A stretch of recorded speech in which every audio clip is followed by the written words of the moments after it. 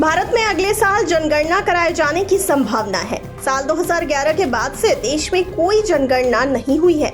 इस बार की जनगणना काफी अलग हो सकती है। ये जनगणना पेपरलेस रहेगी, यानी पूरी तरह से डिजिटल तरीके से जनगणना की जाएगी। राष्ट्रीय जनसंख्या रजिस्टर यानी एनपीआर का काम साल 2025 के शुरुआती महीनों में प्रारंभ होने की संभावना है। इसके आंकड़े 2026 तक घोषित किए जाएंगे। इस बार की जनगणना में कई नए सवाल रखे जाएंगे। नए सवालों के साथ ही भविष्य की जनगणना चक्र पूरी तरह बदल जाएगा। हालांकि अभी तक इस बारे में कोई निर्णय नहीं लिया गया है कि सामान्य जनगणना के साथ साथ जाति आधारित जनगणना भी की जाएगी या फिर नहीं। इन सब आशंकाओं के बीच एक बात तय मानी जा रही है कि इस बार लोगों से जनगणना के दौरान संप्रदाय भी पूछा जाएगा। तो आइए जानते हैं संप्रदाय के कॉलम का क्या मतलब है।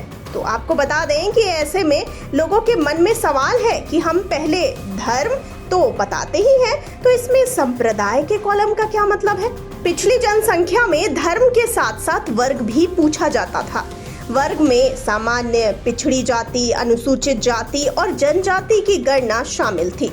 वहीं अब इसमें संप्रदाय को शामिल किए जाने की बात कही जा रही है। यदि ऐसा होता है तो लोगों को धर्म के साथ ही अपना संप्रदाय भी बताना होगा।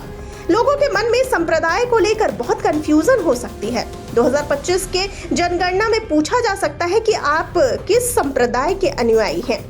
आइए अब जानते हैं ये संप्रदाय क्या है। तो यहाँ ये जानना जरूरी है कि अनुसूचित जाति यानी एससी में वाल्मीकि और रविदासी अलग अलग संप्रदाय के लोग होते हैं।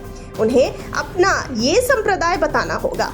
कर्नाटक में लिंगायत समुदाय के लोगों को अपना संप्रदाय बताना होगा। साथ ही मुस्लिमों में शिया और सुन्नी दो अलग अलग संप्रदाय होते हैं। उन्हें नई जनगणना में ये बताना होगा कि वो किस संप्रदाय से आते हैं।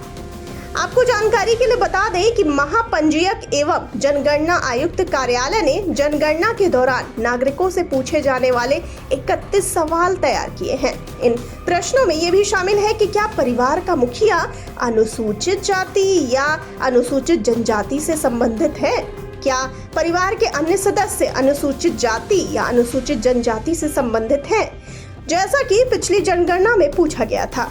प्रश्नों में ये भी शामिल है कि क्या परिवार के पास टेलीफोन, इंटरनेट कनेक्शन, मोबाइल या फिर स्मार्टफोन, साइकिल, स्कूटर या मोटरसाइकिल है, क्या उनके पास कार, जीप या अन्य वाहन है।